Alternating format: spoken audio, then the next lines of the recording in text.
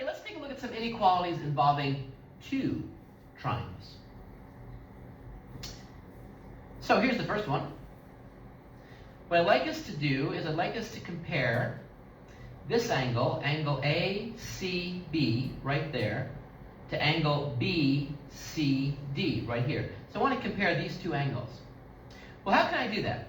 Well, I have two different triangles, and I know the measures of some of the sides. In fact, you can see that since the length of AC is the same as the length of CD, that these sides are congruent. But notice that this has length 5, and this has length 6. These are not congruent. However, they share a side. Don't forget about poor BC. And so look what I have. I have two triangles where I have two pair of sides that are congruent. And therefore, I know by the converse of the Hinge theorem that, in fact, if the opposite sides to these angles are non-congruent, then the larger side will be opposite the larger angle. And so what that tells me is that this angle has to actually be larger than this angle. And that's by the converse of the Hinge theorem. So again, we see that we have side congruent to side congruent to side in two triangles. And then if the third sides are not congruent, the larger side of one triangle is opposite the angle that's larger to the comparative side angle of the other triangle. So there you have it. Let's try the other one together so you can see this happening in real life. So here again we see two triangles.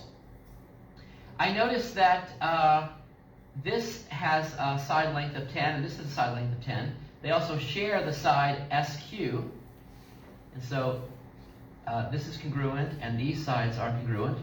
And I want us to compare this side length to this side length.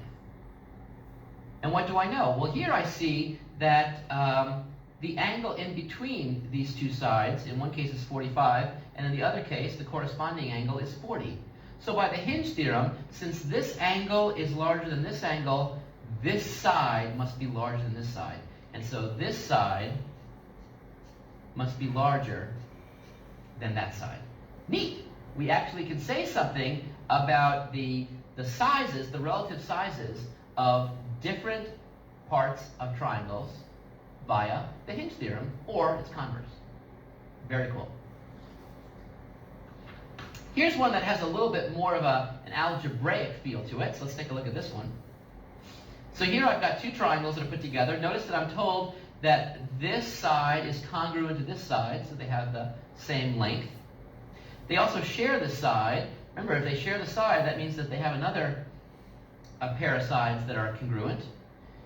And now what I'd like to do is I'd like to give an upper and lower bound for the possible angle measures of this angle right here, LNM, the angle right in here. I'm writing it as 2z minus 6 in terms of its measure. So the measure is 2z minus 6, and I want to know what's the smallest and what's the largest that angle can be. Well, there's a couple things that we can do here that are sort of silly. The silly thing is that we know that that angle has to be positive because it's the angle of a triangle, and so it has to be greater than 0. So I know that we have 0 is less than 2z minus 6. I can solve that inequality by adding 6 to both sides. I see 6 is less than 2z. If I divide both sides by 2, I see that 3 is less than z. And so I see immediately that what I can say here is that z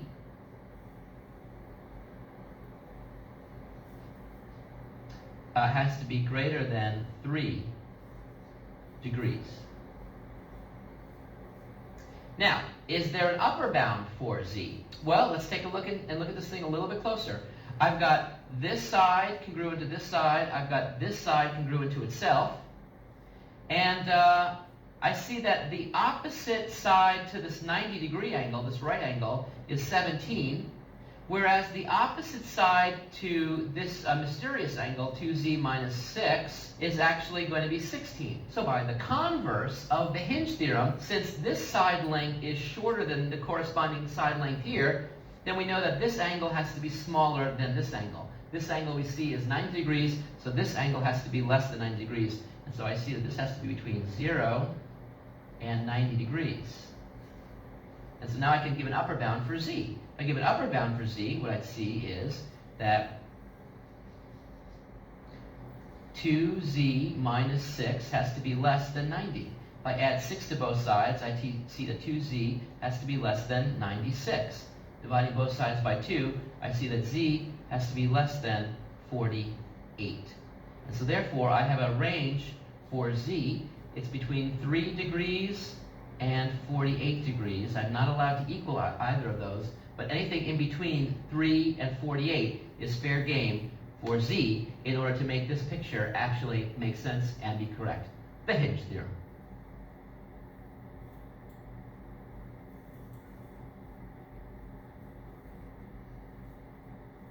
Let's take a look at a real-world example where we can see the Hinge theorem happening all around us. The boom of a crane makes an angle with the main body of the crane. The angle changes based on the position of the boom. The diagram shows the position of the boom at different settings. Our question is to figure out which worker is further from the base of the crane. All right, let's take a look and see. So notice that this length is the same as this length. We don't change the height of the tower. And this boom has the same length as that boom. We don't change that. All we're changing is the angle. And it's clear by looking at this picture that this angle is smaller than this angle. So which worker up here in the boom is further away from the base? Well, I've got this side congruent to that side. I have this side congruent to that side. And the angle in between, so that interior angle right there, I see that this angle is smaller than this. Therefore, this side opposite must be smaller than its corresponding side here on this triangle. And so therefore, this is longer. So this is longer. So the question is, which worker is further from the base? I would say this one, because this is longer. So in B, we are further from the base. The Hinge theorem, yet again.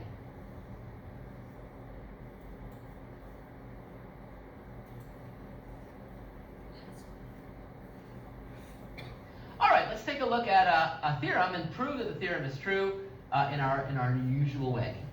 So here's the given. The given is that AB is congruent to AC.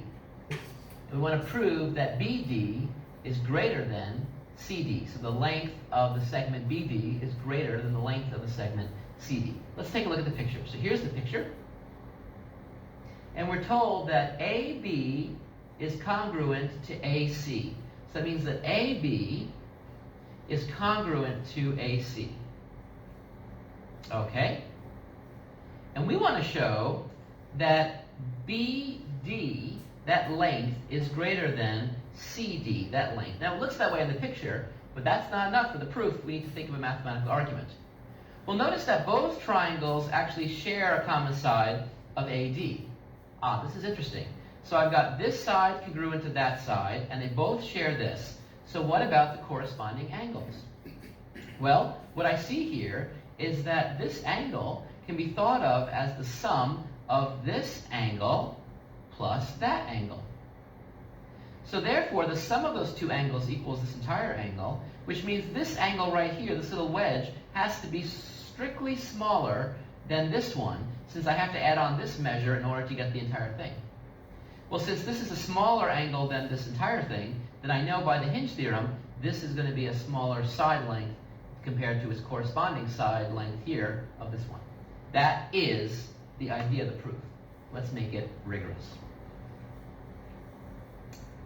So, we got some statements, we got some reasons, and we want to see how all this plays out.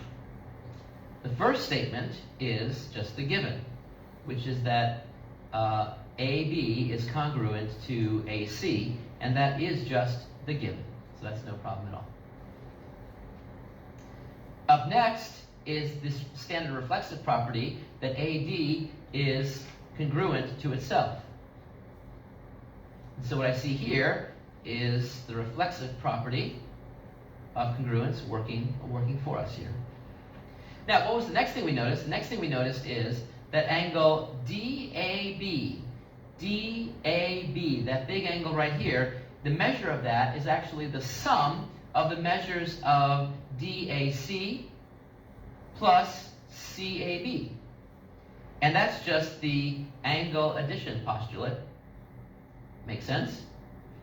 And so, therefore, we conclude that the big angle, the measure of angle DAB, has to exceed the measure of angle DAC, because that measure was required to be added to something else in order to get the whole. And so remember, that's just the comparison property of inequalities. And so where do we go from here? Well, from here, we conclude that BD, that length, is greater than the length of CD, and the reason is the Hinge theorem. Once I have that the measure of this angle exceeds the measure of this angle, then I know that the opposite sides are going to behave in a similar way, namely that this length is going to exceed that length. The Hinge theorem, yet again, allows us to make a new insight into geometry. In this case, it allows us to prove this little result. Very cool. I'll see you soon.